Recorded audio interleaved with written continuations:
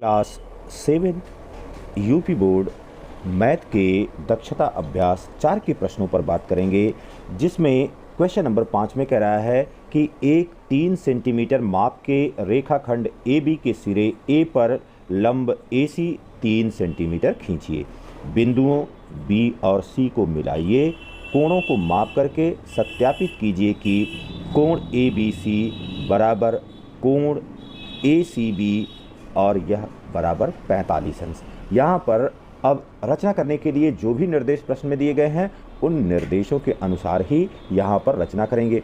सबसे पहले हमने एक ए बी बराबर 3 सेंटीमीटर की रेखा खींच लेना है। यहाँ पर 0 बिंदु हो गया, फिर 3 सेंटीमीटर हो गया, यहाँ पर इसको हमने बना लिया और यह रेखा हमने बना लिया ए बी 3 सेंटीमीटर के बराबर। फिर कह रहा है कि उसके सिरे ए पर लंब ए सी बराबर 3 सेंटीमीटर खींचिए। अब देखिए बेटा क्या करेंगे, इस बिंदु ए पर प्रकार की नोक रखते हुए किसी त्रिज्या से एक चाप लगा लेंगे और 90 अंश का कोण बनाने की जो प्रक्रिया है, 90 अंश के कोण को बनाने की प्रक्रिया यहाँ पर पूरा करेंगे।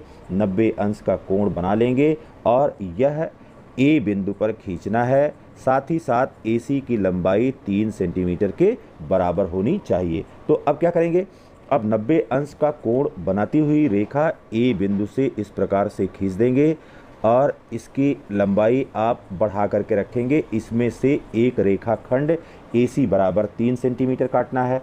अब क्या करेंगे, अब इस 3 सेंटीमीटर की दूरी को स्केल से माप करके और यहाँ पर जो ए एक्स रेखा है उस ए एक्स रेखा से 3 सेंटीमीटर का भाग काट लेंगे और जहाँ पर यह कट लग रहा है यहाँ पर सी बिंदु लिख लेंगे।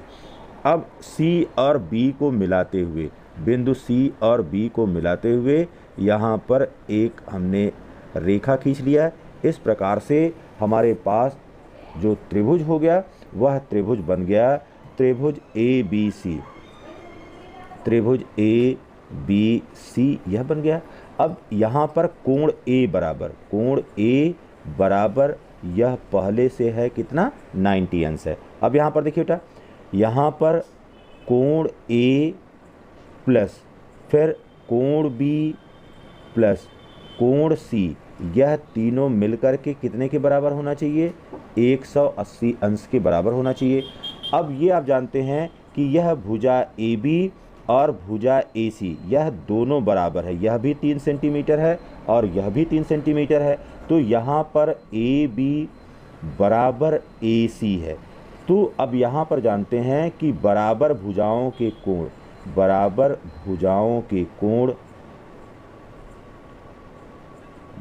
होते हैं, बराबर भुजाओं के कोण बराबर होते हैं। तो अब इस आधार पर हम जान गए कि यहाँ पर कोण ए प्लस कोण बी और प्लस यहाँ पर हो गया कोण बी। क्यों?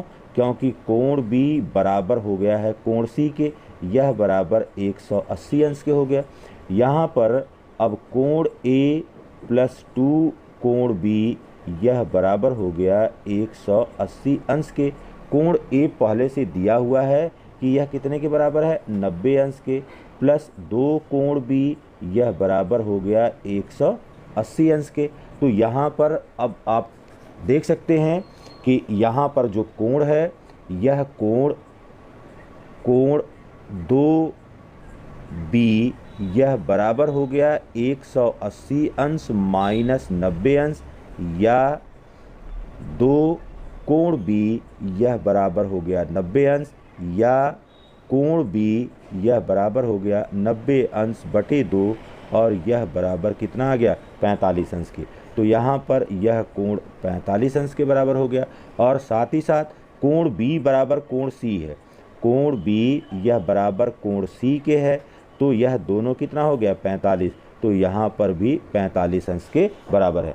अब यहाँ पर आप माप करके देख सकते हैं कि यह कोण 45 अंश के बराबर है कि नहीं है। अब यहाँ पर इस BC रेखा पर यहाँ पर रखिए और देखेंगे कि यह कोण यहाँ पर 45 अंश के बराबर है। इसी तरह से C बिंदु पर रख करके आप पता कर सकते हैं, देख सकते हैं कि यहाँ पर भी बनने वाला कोण 45 अंश के बराबर। क्वेश्चन नंबर 6 में कह रहा है कि एक 5 सेंटीमीटर माप का रेखाखंड AB खींचिए। बिंदुओं A और B पर क्रमशः 60 अंश और 120 अंश के कोणों की रचना पटरी और प्रकार की सहायता से खींचिए। इन कोणों के अर्धक खींचिए। मान लीजिए कि ये बिंदु C पर मिलते हैं, तब कोण ACB को मापिए कि वह कितने के बराबर होगा। अब यहाँ पर देखिए कह रहा है कि बिंदु A पर कितना कोण बनाना है, बिंदु A पर 60 अंश का कोण बनाना है। तो यहाँ पर अब किसी भी त्रिज्या को लेकर के एक हमने चाप लगा दिया और जहाँ पर रेखा AB को यह काट रहा है उससे अब पहला कट लगा दिया और यह कोण अब कितने अंश के बराबर हो जाएगा, यह कोण अब यहाँ पर 60 अंश के बराबर हो जाएगा। तो 60 अंश के कोण को बनाती हुई इस तरह से हमने एक रेखा AX खींच दिया। फिर देखिए बाबू कह रहा है कि B पर 120 अंश का कोण बनाना है। तो यहाँ पर अब देखिए B बिंदु को केंद्र मानते हुए उसी त्रिज्या को लेकर के और एक चाप लगा लेते हैं। एक चाप लगा लिया यहाँ पर इस तरह से। अब 120 अंश बनाने के लिए जहाँ पर AB रेखा को काटा हुआ है वहाँ पर प्रकार रखा, पहला कट लगाया। इसी प्रकार से पहले कट पर रखते हुए दूसरा कट इस प्रकार से लगा लिया 120 अंश का कोण।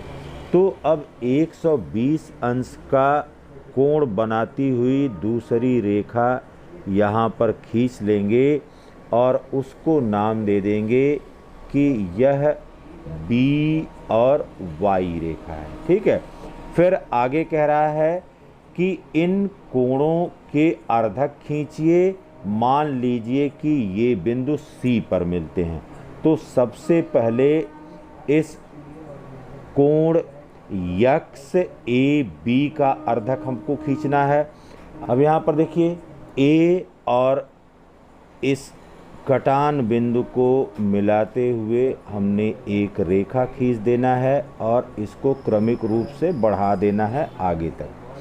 फिर आगे क्या काम करना है, यहाँ पर अब यह 120 अंश है, यह 60 अंश है।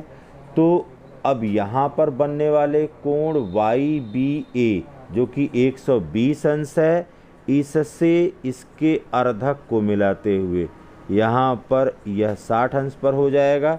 चाहे तो आप इसको बढ़ा करके इसके अंतः क्षेत्र में काट करके आप देख लीजिए।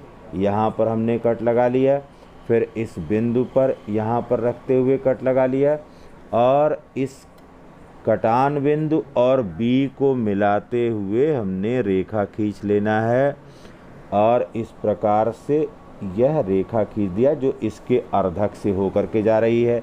अब यहाँ पर कह रहा है कि यह क्या है, यह बिंदु C है। तो बिंदु C पर मिलते हैं। अब यहाँ पर पूछ रहा है कि इस कोण का मान कितने के बराबर है। तो इस कोण का मान ज्ञात करने के लिए अब हमने चाँदा यहाँ पर C बिंदु पर इस प्रकार से रख देना है और देख रहे हैं कि बनने वाला कोण यहाँ पर कितने के बराबर है, 90 अंश के बराबर है। चाहे आप ऐसे रख करके देख सकते हैं, यहाँ पर रख करके देख सकते हैं। ठीक है। जो BC रेखा बन रही है उस पर रखेंगे तब भी देखिए यहाँ पर 90 अंश का कोण बन रहा है। तो यहाँ पर कोण ACB यह बराबर 90 अंश के प्राप्त हो गया। यहाँ पर बनने वाला कोण 90 अंश के बराबर है।